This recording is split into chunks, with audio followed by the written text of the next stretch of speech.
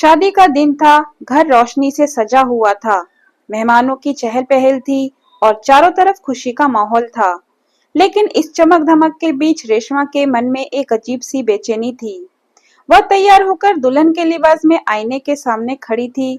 लाल जोड़ा पहने हुए, माथे पर टीके और हाथों में मेहंदी की गहरी लाली के बावजूद उसकी आंखों में अनिश्चितता झलक रही थी। क्या मैंने सही किया? यह सवाल बार बार उसके मन में गूंज रहा था। अचानक दरवाजे पर दस्तक हुई। उसकी सबसे करीबी सहेली निधि अंदर आई। अरे पगली, इतनी खूबसूरत लग रही है और फिर भी इतनी गंभीर क्यों?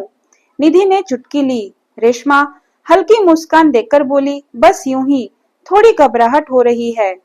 निधि ने उसका हाथ थामा और कहा, डरने की कोई बात नहीं है। आरव एक अच्छा इंसान है और वैसे भी तुम्हारी वो शर्त उसे पहले ही बता दी गई है। रेशमा ने सिर हिलाया। हाँ, ये सही था। उसने शादी से पहले आरव के सामने एक शर्त रखी थी। हमारी शादी में जबरदस्ती कुछ नहीं होगा। जब तक मैं खुद तैयार नहीं हो जाऊं, तुम मुझे छू नहीं सकते। यह शर्त सुनकर आरव पहले थोड़ा चौंका था, लेकिन फिर उसने बिना किसी हिचकिचाहट के हामी भर दी थी। अब शादी की रस्में पूरी हो चुकी थी। वे पति पत्नी बन चुके थे। लेकिन असली परीक्षा अब शुरू होने वाली थी। सुहाग रात की। शादी के बाद जब विदाई का समय आया तो माहौल गमगीन हो गया। रेशमा अपने माता पिता से लिपटकर रोने लगी। आरव ने उसके आंसू पोंछते हुए कहा, अब यह तुम्हारा दूसरा घर भी है, लेकिन पहले वाले की जगह नहीं ले सकता। तुम जब चाहो वहां आ जा सकती हो। इस बात से रेशमा को थोड़ी तसल्ली मिली। जब वे कार में बैठे तो दोनों के बीच अजीब सी खामोशी थी। आरव ने उसे देखने की कोशिश की, लेकिन रेशमा खिड़की के बाहर देख रही थी। अगर तुम असहज महसूस कर रही हो तो तुम मुझसे खुलकर कह सकती हो, आरव ने हल्की आवाज में कहा। रेशमा ने सिर हिलाया, लेकिन कुछ नहीं कहा। जब वे घर पहुंचे तो दुल्हन के स्वागत की रस्में हुई। आखिरकार जब सब शांत हुआ तो उसे दुल्हन के कमरे में भेज दिया गया। कमरा फूलों से सजा हुआ था। खुशबू से माहौल महक रहा था, लेकिन रेशमा के दिल में उथल पुथल थी। कुछ देर बाद आरव कमरे में आया। वह धीरे से दरवाजा बंद करके अंदर और कुर्सी पर बैठ गया। बहुत लंबा दिन था ना? उसने हल्की मुस्कान के साथ कहा। रेशमा ने धीरे से सिर हिलाया। आरव ने कुछ देर उससे देखा, फिर कहा, देखो, मैं जानता हूँ कि तुम इस पल के लिए तैयार नहीं हो और मुझे तुम्हारी शर्त पूरी तरह स्वीकार है। मैं तुम पर कोई दबाव नहीं डालूंगा। रेशमा ने हैरानी से उसकी ओर देखा। तुम सच में बुरा नहीं मानोगे? आरव हंस दिया। बिल्कुल नहीं, बल्कि मैं खुश हूँ कि तुमने अपनी भावनाएं मुझसे छुपाई नहीं। मैं इंतजार कर सकता हूँ। यह सुनकर रेशमा के दिल से एक बोझ उतर गया। वह अपने तकिए पर सिर रखकर सोने की कोशिश करने लगी। आरव ने भी तकिए पर सिर रखा, लेकिन दोनों के बीच एक दूरी थी, शर्तों की दूरी। अगले कुछ दिन इसी तरह बीतते गए। वे दिन में परिवार के सामने एक सामान्य जोड़े की तरह पेश आते, लेकिन रात को उनके बीच वही दूरी बनी रहती। लेकिन इस दूरी में भी एक नई तरह की नजदीकी आ रही थी। आरव ने कभी भी उसे जबरदस्ती करीब लाने की कोशिश नहीं की, लेकिन वह उसके साथ समय बिताने लगा। वे बातें करने लगे, छोटी छोटी लेकिन दिल से। एक दिन वे दोनों बालकनी में बैठे थे। उन्हें किताबें पढ़ने का शौक था। आरव ने पूछा। रेशमा मुस्कुराई। हाँ, बहुत ज्यादा। तो फिर यह किताब तुम्हारे लिए। उसने एक सुंदर सी किताब उसकी ओर बढ़ा दी। रेशमा ने किताब को हाथ में लिया और कहा, तुम्हें कैसे पता कि मुझे यह पसंद आएगी? क्योंकि मैं तुम्हें समझने की कोशिश कर रहा हूँ, आरव ने हल्की मुस्कान के साथ कहा। उस दिन रेशमा के दिल में पहली बार एक हल्की सी गर्माहट महसूस हुई। अब वह आरव को सिर्फ पति के रूप में नहीं, बल्कि एक दोस्त के रूप में भी देखने लगी थी। और शायद यही पहली कड़ी थी जो शर्तों की रात को एक प्रेम की रात में बदल सकती थी। सुहाग रात के बाद के दिन रेशमा के लिए एक नए सफर की शुरुआत थी।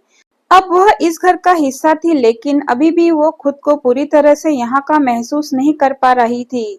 हर सुबह वह जल्दी उठकर सासू माँ के साथ किचन में काम में हाथ बटाने की कोशिश करती, लेकिन सासू माँ हमेशा कहती, अभी तो तू नई दुल्हन है, कुछ दिन आराम कर ले। एक दिन जब चाय बना रही थी, आरव वहां आया। तुम सुबह सुबह इतनी जल्दी क्यों उठ जाती हो? उसने हैरानी से पूछा। रेशमा ने मुस्कुराकर जवाब दिया, मुझे अच्छा लगता है परिवार की मदद करना।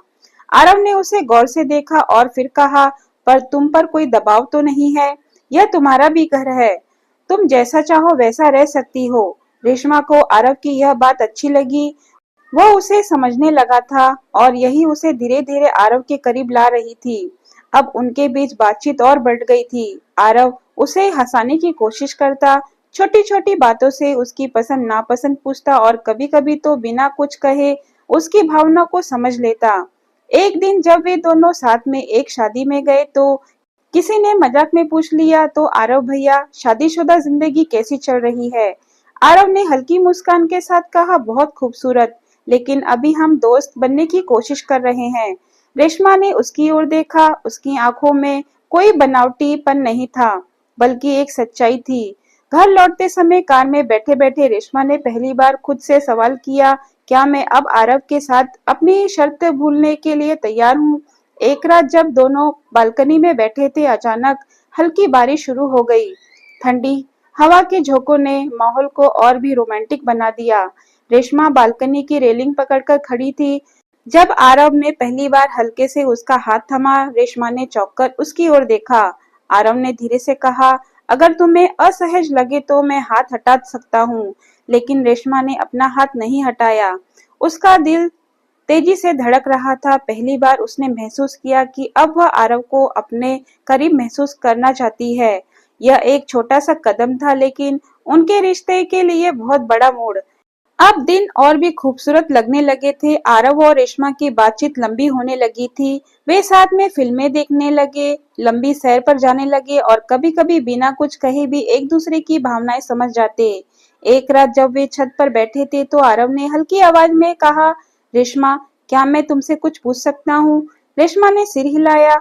अब भी तुम्हारी वो शर्तें लागू हैं? रेशमा कुछ देर चुप रही, फिर उसने हल्की मुस्कान के साथ कहा, अब शर्त की कोई जरूरत नहीं। आरव ने उसकी आंखों में देखा और पहली बार उसने रेशमा के चेहरे पर संकोच की जगह सच्चा प्यार देखा। उस रात जब वे अपने कमरे में गए तो दोनों के बीच कोई दीवार नहीं थी। अब यह सिर्फ शर्तों की रात नहीं थी, बल्कि उनके प्रेम की पहली रात थी।